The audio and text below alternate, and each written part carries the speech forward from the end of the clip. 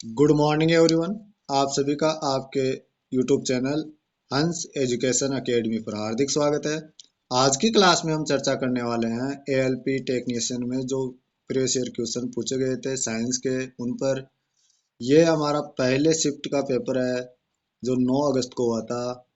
First shift का इसमें science के 20 क्वेश्चन आए हैं और आप देख सकते हैं 20 क्वेश्चन काफ़ी इजी क्वेश्चन है। तो साइंस का इसमें बहुत बड़ा रोल होता है, यानी कि 75 टोटल क्वेश्चन होते हैं, उनमें से 20 तो अकेले साइंस का ही आ रहे हैं। तो आप देख सकते हैं कि साइंस कितनी महत्वपूर्ण है। तो जिसने भी हमारे चैनल को फॉलो नहीं किया है वो फॉलो करे, सब्सक्राइब करे और इस वीडियो को लाइक करे, अधिक से अधिक शेयर करे। हमारे इस यूट्यूब चैनल पर रेलवे से संबंधित और अदर एग्जाम से संबंधित साइंस और मैथ की क्लासें रेगुलर चल रही है, तो कृपया इसे ज्वाइन करें।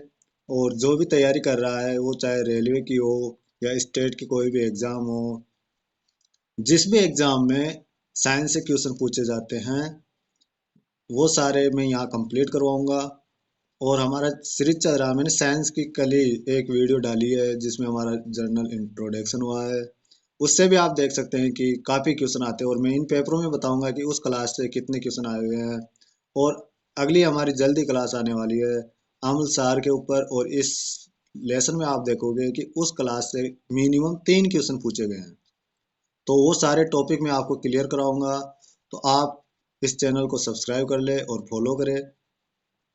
तो चलिए दोस्तों, आज की क्लास हम स्टार्ट कर रहे हैं। आज का हमारा पहला क्वेश्चन है, ये क्वेश्चन नंबर पहला है, प्रतिरोध की एसआई इकाई। हमें प्रतिरोध की एसआई इकाई बतानी है। जो प्रतिरोध की एसआई इकाई होती है ओम। क्या होती है? ओम। ये सारे क्वेश्चन लगभग लगभग 9th और 10th से लिए गए हैं अधिकतर। तो मैंने आपको बताया था कि मैं 6 से 10, यानी कि क्लास 6 से 10 तक की N C E R T books पर साइंस साइंस का निचोड़, यानी कंप्लीट साइंस करवा रहा हूँ। उसमें जितने चैप्टर है उनको सारों को एक जगह कंबाइन कर कर। तो आप कल वाली जो मेरी क्लास होगी उसमें देखेंगे कि मैंने अम्ल सार और लवण को जो छोटी क्लासों में और बड़ी क्लासों में सारे टॉपिक एक जगह करके सोल्व किए हैं, आपके लिए नोट्स तैयार किए हैं। तो आप उसमें देखेंगे कि कितना अच्छा नोट्स है, आप ये देख के बता सकते हैं। तो हम यहाँ इन ऑप्शनों का डिस्कस करेंगे। हमारा आंसर तो यहाँ हो जाएगा ओम। प्रतिरोध का ऐसा ही मात्रक होता है। जो कुल्लाम होता है वो आवेश का होता है, आवेश का होता है कुल्लाम। न्यूटन जो होता है वो बल का होता है, न्यूटन बल का होता है। और जो जूल है वो ऊर्जा का होता है। जूल किसका होता है? ऊर्जा का। और धारा का ऐसा ही मात्रक होता है एम्पियर।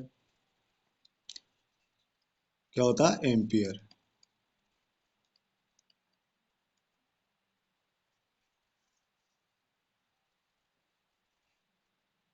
आगे हम देखते हैं क्वेश्चन नंबर 2। ये हमारा पहला क्वेश्चन हो गया। क्वेश्चन नंबर 2, नकारात्मक त्वरण निम्न में से किस की की दिशा के विपरीत होता है? यानी कि जो त्वरण होता है, नकारात्मक त्वरण, त्वरण को ए से व्यक्त करते हैं, यानी कि -a नकारात्मक त्वरण। ये होता है वेग में परिवर्तन की दर। वेग में परिवर्तन की दर त्वरण कहलाती है। यानी कि त्वरण बराबर माइनस dv अपॉन dt। यहाँ भी वेग है, t समय है, ताक्षणिक समय, यानी बहुत कम समय में ये होता है। तो हम देख रहे हैं कि ये माइनस चाहे इधर हो या इधर हो, तो नकारात्मक त्वरण किसके इक्वल होगा?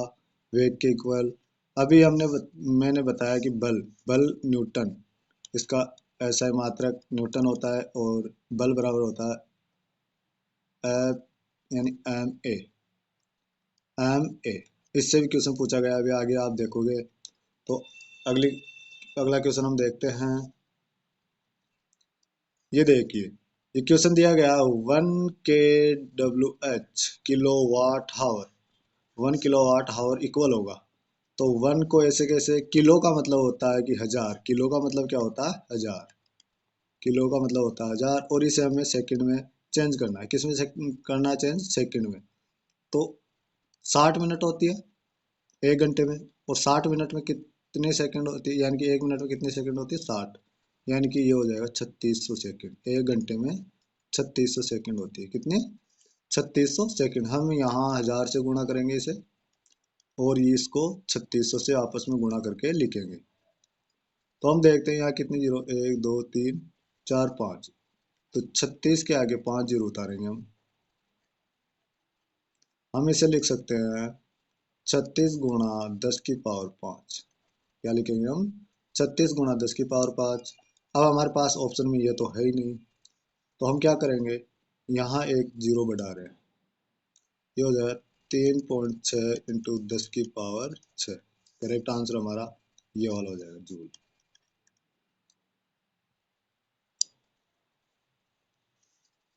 तो हमने यहाँ एक पॉइंट लगाया है 6 और 3 के बीच में, तो एक जीरो यहाँ बढ़ जाएगी, तो हमारा करेक्ट आंसर हो जाएगा 3.6 मल्टीप्लाई 10 की पावर 6 जूल। आगे देखिए, ये वाला क्वेश्चन देखिए, जो न्यूलैंड का अष्टक सिद्धांत था उसका अंतिम तत्व कौन सा था, वो पूछ रहा है। तो न्यूलैंड का अष्टक सिद्धांत, उसका अंतिम तत्व था थोरियम। आवर्त सारणी से काफी क्वेश्चन पूछे गए। अगला क्वेश्चन देखिए, पानी को ब्लीचिंग पाउडर में मिलाने पर कौन सी गैस निकलती। जब हम पानी को, जल को हम ब्लीचिंग पाउडर में मिलाते हैं, तो ब्लीचिंग पाउडर में क्या होता है, क्लोरीन होती है। क्या होती है, क्लोरीन। तो क्लोरीन बाहर निकल जाती है। ब्लीचिंग पाउडर, इसमें क्लोरीन गैस रहती है, तो Cl2 बाहर निकल जाती है, क्लोरीन गैस। अगला क्वेश्चन देखिए,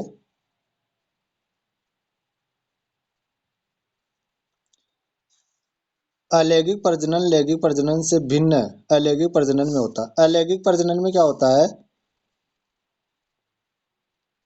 जो नव जीव होता है, जो जनक होता है, वो माता पिता के समान होता है।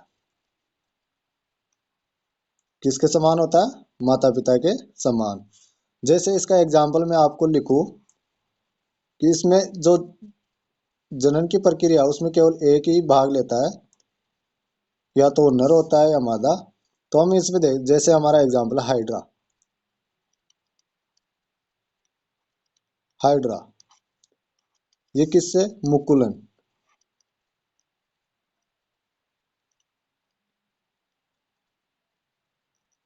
हाइड्रा मुकुलन। इसी प्रकार पैरामीशियम, पैरामीशियम,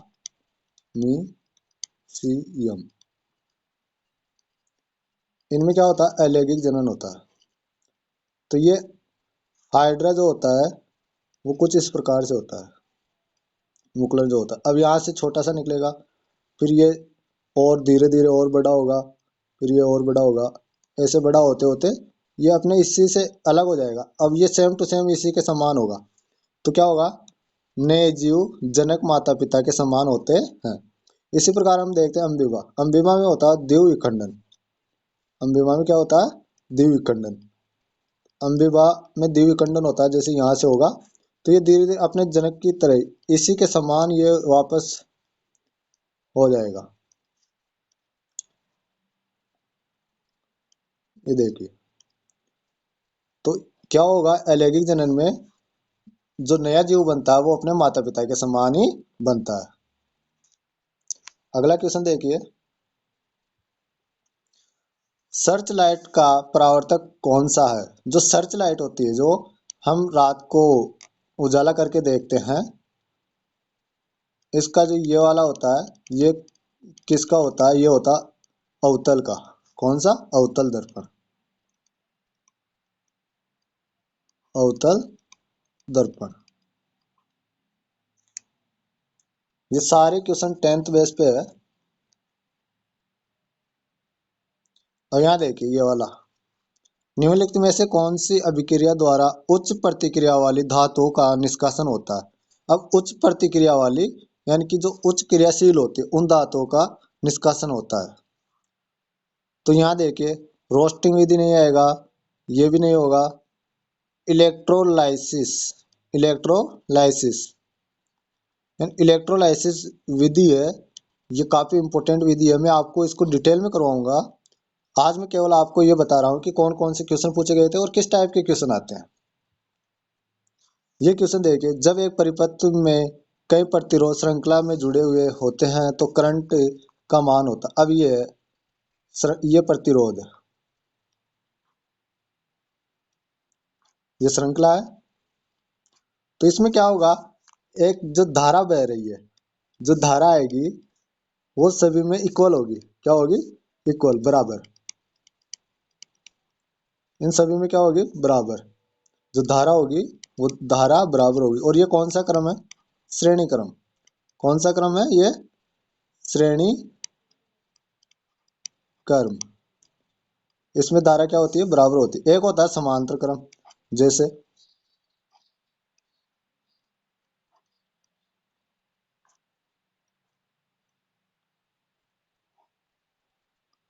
इनमें जो धारा जाएगी, ये धारा होगी यहाँ आई, तो ये I1 और दोनों भागों में डिवाइड हो जाएगी I2 में। तो दोनों में इसमें क्या होगी? समांतर क्रम में अलग अलग होगी, धारा अलग अलग होगी। अगला क्वेश्चन देखिए, ये सारे मैं डिटेल में आपको करवाने वाला हूँ। ये भी अच्छा क्वेश्चन है। इसमें हमें अणुओं की, एक अणु दिया गया है जिसमें परमाणुओं की संख्या बतानी है। हमारे पास इसमें दिया है NH4 का होल ट्वाइज SO4। अब इसका मतलब होता है कि यहाँ N भी 2 है और इसको अंदर गुणा करेंगे तो H कितना हो जाएगा? 8। यहाँ S 1 है और O कितना? 4। इन सभी को जोड़ दीजिए। 8 और 2 10, 10 और 1 11, 11 और 4 15। तो कितना हो जाएगा? इन दोनों को जोड़िए। 4 तो हाइड्रोजन है, 1 नाइट्रोजन, कितना हो गया? 5। 5, ये 2 है, इसको गुणा कर दीजिए, प्लस ये कितना? 1, प्लस ये कितने? 4, 15। किसी प्रकार से कर लीजिए। नाइट्रोजन 2 है, ऑक्सीजन 8 4 है, सल्फर 1 है और जो हाइड्रोजन वो 8 है। सभी को जोड़ेंगे 15 आएगा। इसी प्रकार हमें दे दे K2Cr2O7 O6, ये मान ली O6। तो 2 + 2 + 6 कितना हो गया? 10। इसी प्रकार से हमें पूछ ले KMnO4। तो यहाँ ये 1 है, ये पूरा 1 है और ये 4 है। तो 1 + 1 + 4 कितना हो गया? 6। कैपिटल अक्षर हमेशा पहला कैपिटल आएगा, बाकी का छोटा आएगा। जैसे Mg ये पूरा 1 है, जैसे Zn ये पूरा 1 है। तो हमें ध्यान रखना है, इनको आपस में जोड़ के हम आंसर आसानी से कर देंगे। ये सारे क्वेश्चन बिल्कुल इजी है, हम इन सभी को डिटेल से पढ़ने वाले हैं। अब यहाँ देखिए कितना इजी क्वेश्चन है। संवेग को किसके गुणनफल के रूप में व्यक्त किया जा सकता है? द्रव्यमान और वेग। जो P होता है संवेग, P बराबर mv होता है। m यहाँ द्रव्यमान, v है यहाँ वेग। मैंने बताया था F क्या होता है, बल क्या होता है, ma होता है। a क्या होता है? a होता है -dv/dt। जो E होता है काइनेटिक एनर्जी होती है, वो होती है 1/2 mv²। तो हम इन सभी से देख सकते हैं, इन अब इससे और इससे हम संबंध भी निकाल सकते हैं। और ये पूछते हैं, कई बार पूछते हैं P और E में संबंध। तो मैं यहाँ से आपको बताता हूँ कि P और E में संबंध क्या होगा। यहाँ हम रख सकते हैं 1/2 m कोष्टक mv, और mv का मान यहाँ से अगर हम लेके आए तो वो क्या आ जाएगा? P। तो E बराबर क्या हो जाएगा? mp/2, यानी कि 2e, इस m को नीचे ले जाए, m बराबर p। तो हम ये भी कह सकते हैं कि जो संवेग होता है वो ऊर्जा और द्रव्यमान का क्या होता है? अनुपात होता है। तो ये भी हम कर सकते हैं। तो इसके आधार पर भी कई बार क्वेश्चन पूछा गया है, इसके आधार पर भी क्वेश्चन पूछा जाता है। इन सभी के आधार पर क्वेश्चन पूछे जाते हैं, जो हम डिटेल से अगली क्लासों में करने वाले हैं।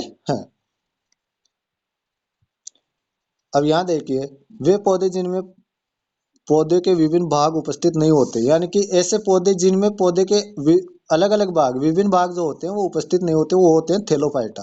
कौन से होते हैं वो? थैलोफाइटा। अब हम अपनी क्लास में इन सभी के बारे में डिटेल से ब्रायोपाइटा, थैलोपाइटा, टेरिडोपाइटा, इन सभी के बारे में हम चर्चा करने वाले हैं। लेकिन थैलोपाइटा से मैं आपको बता देता हूँ, जो लाइकेन होता है, सॉरी, जो लिटमस होता है, लिटमस लिटमस लिटमस जो होता है, वो थैलोपाइटा से क्या किया जाता है, निष्कासित किया जाता है। और लिटमस थैलोपाइटा समूह से संबंधित है। किससे? थैलोपाइटा समूह से। थैलोपाइटा समूह इससे संबंधित है। और थैलोपाइटा समूह का कौन सा पौधा? लिचेन पौधा। लिचेन पौधा इस पौधे से निकाला जाता है। और ये हम अम्ल और सार में पढ़ने वाले हैं। देखिए, वहीं से क्वेश्चन आया है।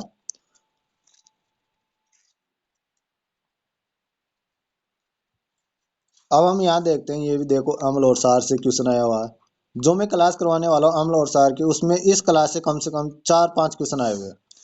निम्न में से कौन सा अम्ल लाल चिट्ठी में उपस्थित होता है? अब यहाँ लाल चिट्ठी में होता है फॉर्मिक अम्ल। लाल चिट्ठी में, लाल चिट्ठी जो होती है, इसके डंक में, जब ये डंक मारती है, तब एक होता है नेटल का डंक। नेटल का डंक। इन दोनों में क्या पाया जाता है? फार्मिक अम्ल। कौन सा? फार्मिक अम्ल। अब ऑप्शन में हमें फार्मिक ना देके क्या दे सकता है? ऑक्जेलिक अम्ल, सॉरी, मेथेनोइक अम्ल। मेथेनोइक अम्ल।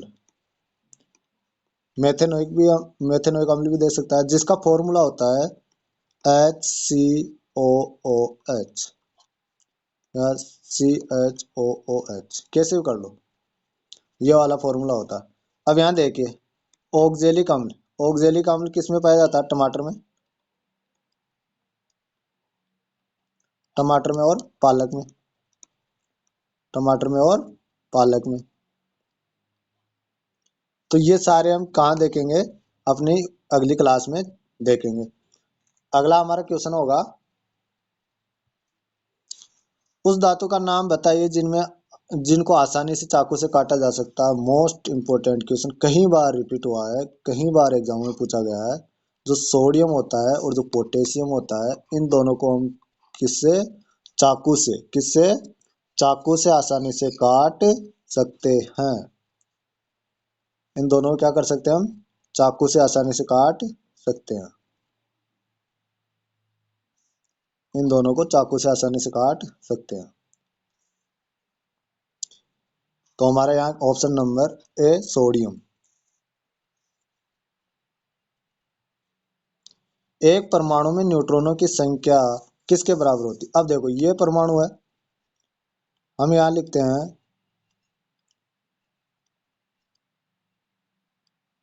ZA, ये लिखते हैं। ये Z यहाँ होता है प्रोटॉनों की संख्या या परमाणु क्रमांक।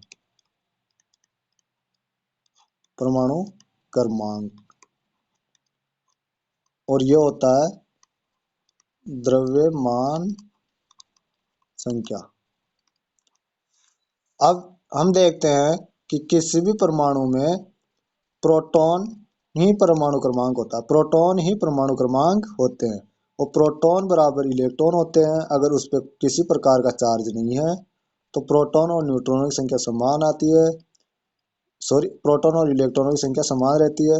अब हम देखते हैं कि उदासीन है परमाणु। अब हम देखते हैं कि जो न्यूट्रॉनों की संख्या है, वो ये कोई परमाणु है, इसके नाभिक में क्या होता है? प्रोटॉन एंड न्यूट्रॉन उपस्थित रहता है और बाहर इलेक्ट्रॉन उपस्थित रहता है।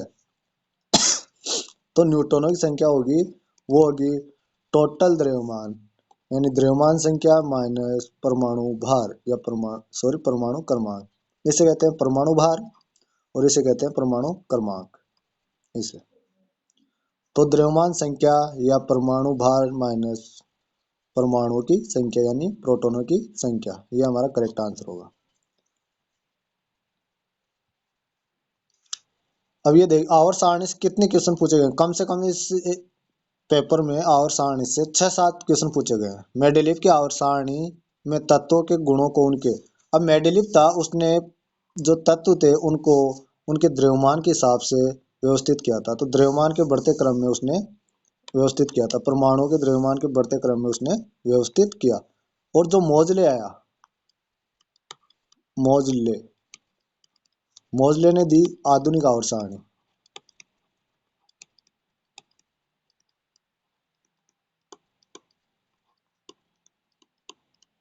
मोजले ने आधुनिक आवर्त सारणी दी। इसका तो था परमाणु द्रव्यमान, कौन सा था, परमाणु, यानी कि इससे पहले, मोजले से पहले जो भी थे सभी परमाणु द्रव्यमान के आधार पर ही आवर्त सारणी को व्यवस्थित कर रहे थे। लेकिन ये आए, मोजले आए, मौज में आए, और इन्होंने आते ही सारा सिस्टम उल्टा कर दिया। और इन्होंने क्या किया, इन्होंने परमाणु क्रमांक के आधार पर दिया।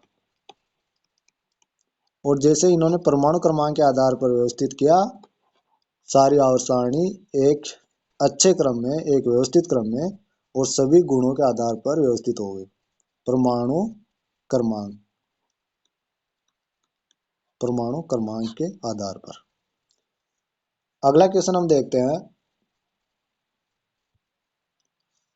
एक उत्तल दर्पण जिसकी फोकस लंबाई f है को एक द्रव में डुबोया जाता है। द्रव में दर्पण की फोकस लंबाई, अब अवतल दर्पण में फोकस लंबाई सेम रहती है, द्रव में भी। वायु से इसने क्या किया, एक द्रव में, वायु से इसने किस में डुबोया, द्रव में, तो दोनों आपस में सेम रहेगी। तो कितनी रहेगी, एफ ही रहेगी, वो नो चेंज, कोई चेंज नहीं होगा। क्वेश्चन नंबर अगला हमारा, निम्न में से कौन सा एक सेप्रोट्रोप है। सेप्रोट्रोप, ये सेप्रोट्रोप का अर्थ होता है यहाँ हमारे पास कि सेप्रोट्रोप हम बोलते हैं, ये ग्रीक शब्द है। क्या है ये, ग्रीक शब्द, ग्रीक शब्द है। और सेप्रोट्रोप कौन से शब्द से बना है, ग्रीक सेप्रो, किससे, सेप्रोस से, सेप्रोस। और इस सेप्रोस का अर्थ होता है सड़ा हुआ, क्या होता है, सड़ा हुआ।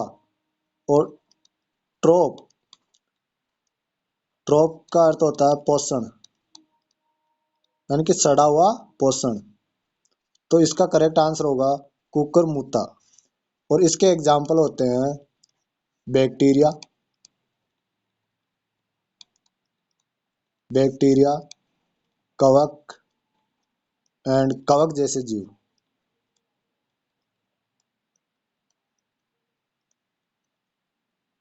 कवक जैसे जीव।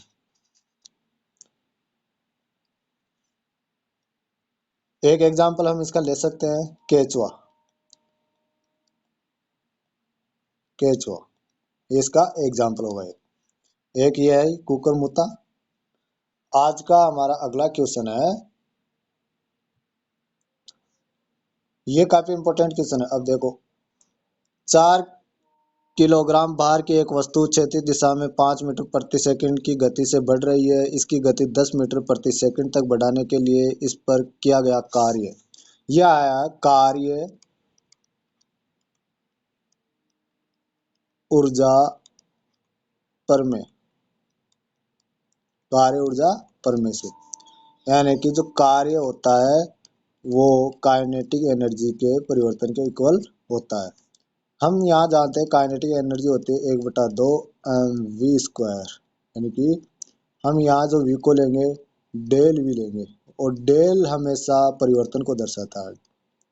तो हम यहाँ देखते हैं कि W बराबर होगा 1/2 mv2 - v1², क्योंकि E बराबर हमेशा क्या होता है, 1/2 mv²।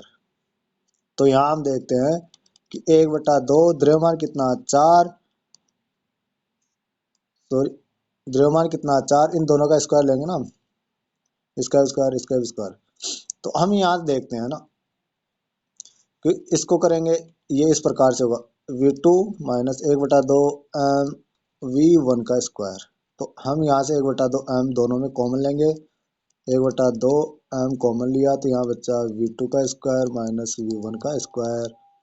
और V2 यहाँ कितना 1/2 m है 4, V2 कितना है 5, तो V2 10 है, सॉरी V2 10 है और V1 है 5, 10 का स्क्वायर 100, 5 का स्क्वायर 25 गुणा 1/2 गुणा 4, तो ये कट जाएगा 2 बार, ये यहाँ 2 आ जाएगा। हम जैसे इसे सोल्व करेंगे 2 गुणा 75 और 2 गुणा 75 यानी कि 150 जूल, 2 गुणा 75 150 जूल। तो हमें यहाँ क्या ध्यान देना है कि W बराबर होता है काइनेटिक एनर्जी में परिवर्तन, और काइनेटिक एनर्जी होती है 1/2 mv स्क्वायर। काइनेटिक एनर्जी क्या होती है 1/2 mv स्क्वायर। तो इसमें परिवर्तन डेल परिवर्तन कर रहे हैं तो वो आ जाएगा 1/2 m V2 का स्क्वायर माइनस 1/2 m V1 का स्क्वायर, और यही किसके बराबर होगा, वर्क के इक्वल होगा। अगला क्वेश्चन देखिए, और आज का लास्ट क्वेश्चन है, रेनवियर के नोट्स सूक्ष्म रिक्त स्थान होते हैं जो ये होता है ऑप्शन नंबर 4 यहाँ करेक्ट होगा, माइलिन कर्त एक्सोन में पाया जाता है। तो चलिए दोस्तों, आज कोई क्लास यहीं समाप्त करते हैं। आपको ये वीडियो अच्छा लगा हो तो इसे लाइक कीजिए, शेयर कीजिए और हमारे चैनल को सब्सक्राइब कीजिए। मिलते हैं अगली क्लास में, जब तक के लिए जय हिंद, जय Bharat, take care, bye bye.